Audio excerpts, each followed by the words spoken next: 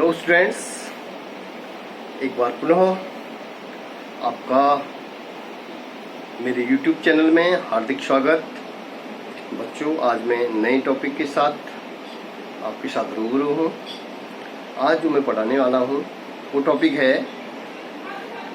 गतिमान आवेश पर बल से धारावाही चालक पर बल की व्याख्या। इससे पूर्व प्रीवियस वीडियो में हम पढ़े हैं कि गतिमान आवेश के कारण चुंबकीय क्षेत्र में लगने वाला जो बल है उस बल का हम अध्ययन कर चुके हैं। आज जो हम पढ़ रहे हैं explanation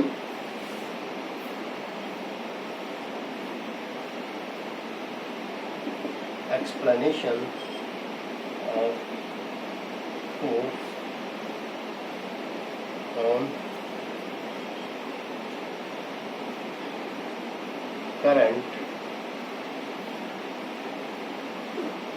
current carrying conductor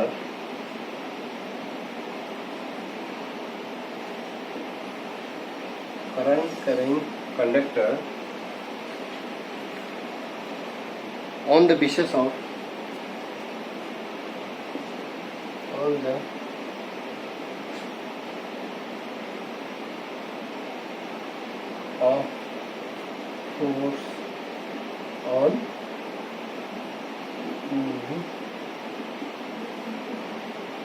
moving charge. Explanation of a force on current carrying conductor on the basis of force on the moving charge.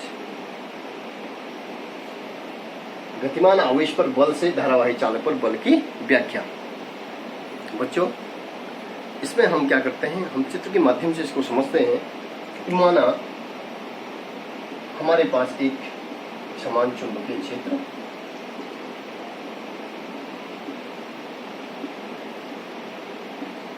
B है। एक समान चुंबकीय क्षेत्र हमारे पास B है। इस चुंबकीय क्षेत्र में एक L लंबाई का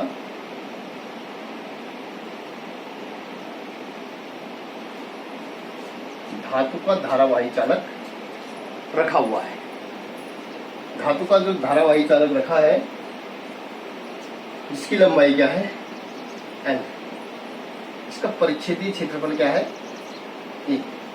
और इसको चुंबकीय क्षेत्र के लंबवत रखा गया है। ठीक है, तो यहां पर जो है ये जो है एक समान चुंबकीय क्षेत्र में जो एंगल बनाता है वो थीटा एंगल बना रहा है।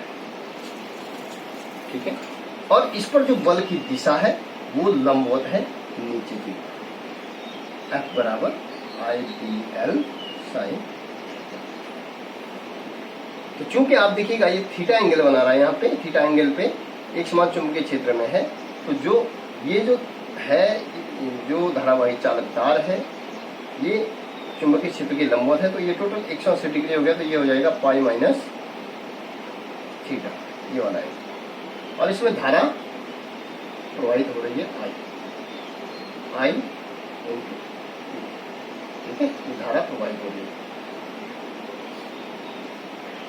तो हम जानते हैं कि जो धातु के जो चालक हैं, चालकों में धारा का प्रवाह किसके कारण होता है, धातु के अंदर जो मुक्त इलेक्ट्रॉन्स होते हैं, मुक्त इलेक्ट्रॉन्स के द्वारा। मुक्त इलेक्ट्रॉन का जो मॉडल है उस मॉडल के अनुसार धातु में जो मुक्त इलेक्ट्रॉन्स होते हैं वो धातु के भीतर क्या करते हैं, अनुगमन वेग से क्या करते हैं, गति करते हैं। ठीक है, तो इसमें जो है माना जो है अनुगमन वेग से गति कर रहे हैं।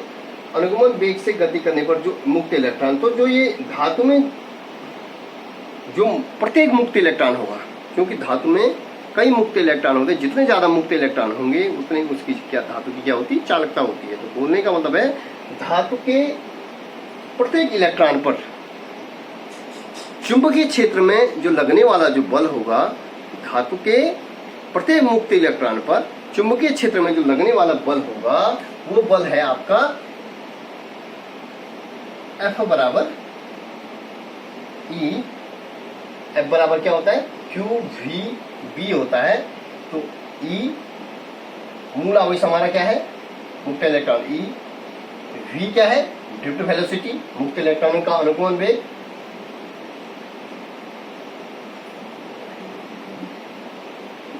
Sine theta. ये हमारे पास क्या आ गया, समीकरण नंबर 1।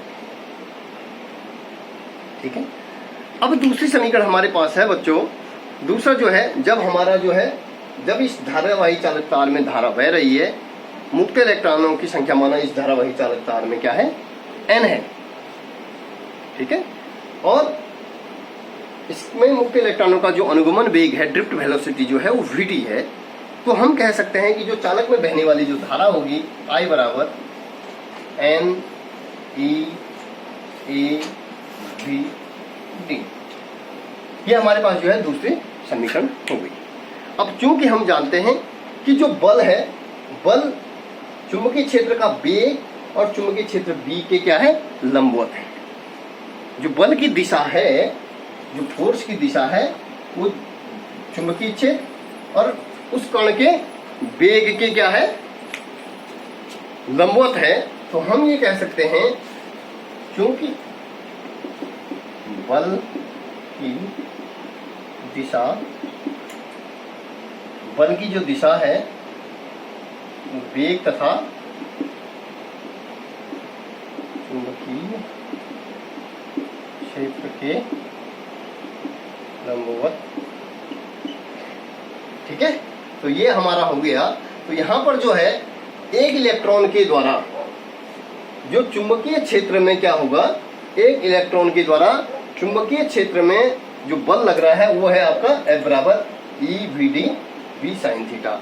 अब माना हम समझते हैं कि इसमें जो पूरे जो संपूर्ण मुक्त इलेक्ट्रॉन होंगे, चालक में जो कुल मुक्त इलेक्ट्रॉन्स में जो लगने, चुंबकीय क्षेत्र में जो लगने वाला बल होगा, वही बल इस धारावाही चालक पर लगने वाले बल के बराबर होगा। समझने वाली बात है कि चालक में जितने मुक्त इलेक्ट्रॉन हैं, उन पर चुंबकीय क्षेत्र में जितना बल काम करेगा, उतना ही बल जो है धारावाही चालक तार पर चुंबकीय क्षेत्र में बल क्या करेगा, काम करेगा। तो हम यहाँ पे मानते हैं कि माना धारावाही चालक तार का जो परिच्छेदी क्षेत्रफल हमने बोला a है, और इसमें मुक्त इलेक्ट्रॉनों की संख्या n है, लंबाई क्या है इसकी, l है। तो हम मान सकते हैं कि जो माना चालक तार में मुक्त इलेक्ट्रॉनों की संख्या n है। चालक तार का जो आयतन है, चालक तार का आयतन हम निकाल सकते हैं, क्योंकि परिच्छेदीय क्षेत्रफल क्या है, 1 है। जो अनुप्रस्थ काट का जो परिच्छेदीय क्षेत्रफल a है, और लंबाई क्या है इसकी, l है। l लंबाई का जो है, ये l लंबाई इसकी है। तो इसका जो आयतन होगा, चालक तार का जो आयतन हो जाएगा a इंटू l। अब चूंकि चालक तार में मुक्त इलेक्ट्रॉनों की संख्या n है, तो कुल चालक तार में मुक्त इलेक्ट्रॉनों की संख्या मीन्स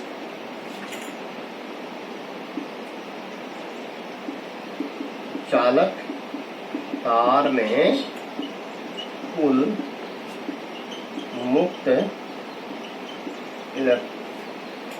इलेक्ट्रॉनों की संख्या हो जाएगी n इंटू ए, क्या हो जाएगी, n इंटू ए। ठीक है। अब हम लेंगे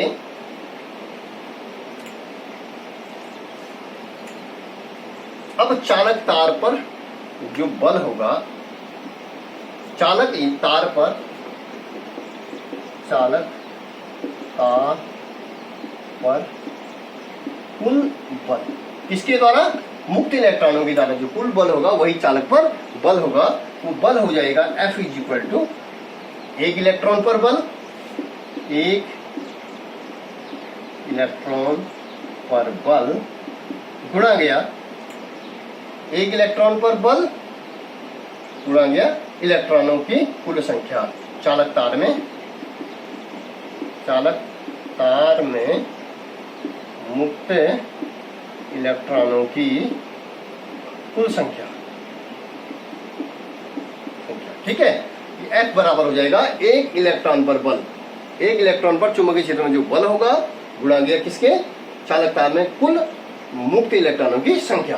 तो हम इसको लिख सकते हैं बच्चों, F इज इक्वल टू हो जाएगा, बल होता है V साइन इंटू चालक तार इसके आयतन के हो इंटू लिख सकते हैं, देखिए NeAV, ठीक है, NeAV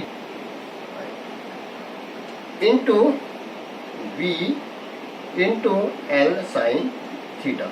अब चूंकि इसको देखिएगा, अभी मैंने पहली समीकरण जो बताई थी आपको, दूसरी समीकरण NeAVD, चालक में जो बहने वाली धारा होती है वो किसके बराबर होती है, I। इसको हम लिख सकते हैं, ये हो जाएगा I बराबर NeI के, हम यहाँ पे L साइन, वहीं पर आवेश पर बल से, गतिमान आवेश पर बल से धारावाही चालक पर बल की व्याख्या F इज इक्वल टू हो जाएगा IBL साइन थीटा। अब बच्चों हम इसमें करते क्या है, इसमें कंडीशनें हैं, विशेष कंडीशनें क्या हैं।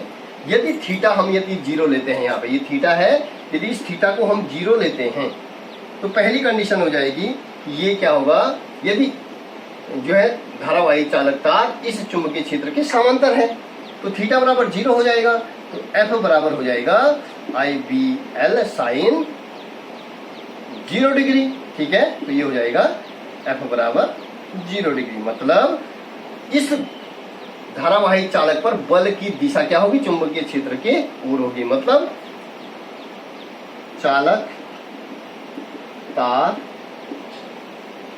चुंबकीय क्षेत्र के समांतर होगा, मतलब कोई बल काम नहीं करेगा। ओके, चालक तार पर कोई बल काम नहीं करेगा। दूसरा, यदि theta is equal to 90 degree होता है तो क्या होता है, दूसरी कंडीशन में ये विशेष परिस्थिति है कि यदि थीटा 90 डिग्री है तो यहाँ पे जो है हम, चूंकि हम जानते हैं धारावाही चालक पर लगने वाला जो बल है IBL साइन थीटा होता है, और साइन IBL साइन 90, और साइन 90 का मान चूंकि हम जानते हैं 1 होता है, तो IBL साइन 90 का मान हो गया 1। तो ये हो जाएगा जो मैक्सिमम बल लगा, अधिकतम जो बल होता है मैक्सिमम, वो होता है IBL। तो धारावाही चालक तार यदि थीटा डिग्री का कोण बना करके चुंबकीय क्षेत्र में है तो उस कंडीशन में उस पर क्या होगा, सबसे ज्यादा बल काम करेगा, सबसे ज्यादा बल काम करेगा इस तरीके से। यदि इस तरीके से होगा 90 डिग्री की स्थिति में, तो यहाँ पर जो है इस पर सबसे ज्यादा बल क्या करेगा, काम करेगा, ठीक है। इस पर जो है बल की दिशा ये होगा, इस कंडीशन में होगा तो सबसे ज्यादा बल काम करेगा। अब हम देखना है, इसी से हम जो है चुंबकीय क्षेत्र का क्या कर सकते हैं, मात्रक और बीमा निकाल सकते हैं। F is equal to IBL, इसलिए B is equal to FIL। F का मात्रक न्यूटन बटे I का मात्रक एम्पियर, L का मात्रक मीटर, ठीक है। इसकी बीमा लिख सकते हैं MLT-2, बल की बीमा MLT-2, A की बीमा A, और A हो गया L, ठीक है। L से L कैंसिल, तो ये हो जाएगा MT-2 A-1, ये इसकी क्या होगी, बीमा होगी। इसका मात्रक हो गया न्यूटन प्रति एम्पियर मीटर, जिसको बोलते हैं टेस्ला भी कहा जाता है इसको। अब एक टेस्ला किसके बराबर होगा, यदि किसी चालक तार का पर धारा कितनी प्रवाहित हो रही है, 1 मीटर चालक तार में 1 मीटर चालक तार में, चालक तार कितने मीटर का हो, 1 मीटर का हो, और उसमें 1 एम्पियर धारा बह रही हो, तो उस चालक तार पर जो लगने वाला बल होगा वो 1 न्यूटन के होगा। किसके होगा, 1 न्यूटन के। तो चालक पर लगने वाला बल क्या होगा, 1 न्यूटन होगा। तब उस कंडीशन में उस पर जो चुंबकीय क्षेत्र होगा वो होगा 1 न्यूटन प्रति एम्पियर मीटर। इस तरीके से भी हम इसको क्या कर सकते हैं, डिफाइन कर सकते हैं बच्चों। तो बोलने का मतलब है कि ये जो है हमारा चुंबकीय। अब जो देखिए एक अगला मात्रक होता है टेस्ला, एक गॉस भी इसका मात्रक होता है, गॉस चुंबकीय क्षेत्र का एक अन्य मात्रक है गॉस। ठीक है। और एक टेस्ला बराबर किसके गाउस होता है, 10 की घात -4 गाउस के, जी से डिनोट करते हैं इसको। ये भी संबंध आता है कभी कभार। चुंबकीय क्षेत्र का मात्रक होता है न्यूटन प्रति एम्पियर मीटर, जिसको हम टेस्ला भी कहते हैं। और टेस्ला, इसका एक अन्य मात्रक गाउस भी है। एक टेस्ला बराबर होता है 10 की घात -4 गाउस, ठीक है। तो अब हमने देखिए, हमने दो चीजें पढ़ी बच्चों इसमें। एक तो गतिमान आवेश के कारण चुंबकीय क्षेत्र, गतिमान आवेश के कारण चुंबकीय क्षेत्र पर लगने वाला जो बल होगा वो होता है, समझने वाली बात है, F = QV sin थीटा। ठीक, ये है गतिमान आवेश के कारण, गतिमान आवेश के कारण, ठीक है। दूसरा है आपका, इससे भी हम जो है, चूंकि इनकी दिशा भी क्या होती है, फ्लेमिंग के बाएं हाथ के नियमानुसार, या मैक्सवेल का जो दाएं हाथ का पेंच का नियम है, या ठीक है, इस तरीके से जो है ये हम जो है इसकी दिशाएं होती हैं Q, ये V और F की दिशा क्या होती है, एक दूसरे के लंबवत होती है, 90 डिग्री होती है, ठीक है, एक दूसरे के लंबवत। दूसरा जो है अभी हमने जो पढ़ा वो है F बराबर IBL sin थीटा, धारावाही चालक तार पर लगने वाला बल, जिसकी लंबाई क्या है, L है, धारा उसमें प्रवाहित हो रही है, और चुंबकीय क्षेत्र धारावाही चालक तार रखा हुआ है, तो उस पर कितना बल होता है। तो बच्चों, ये टॉपिक यदि आपके समझ में आया है तो आप इसको सब्सक्राइब कीजिएगा, शेयर जरूर कीजिएगा। धन्यवाद।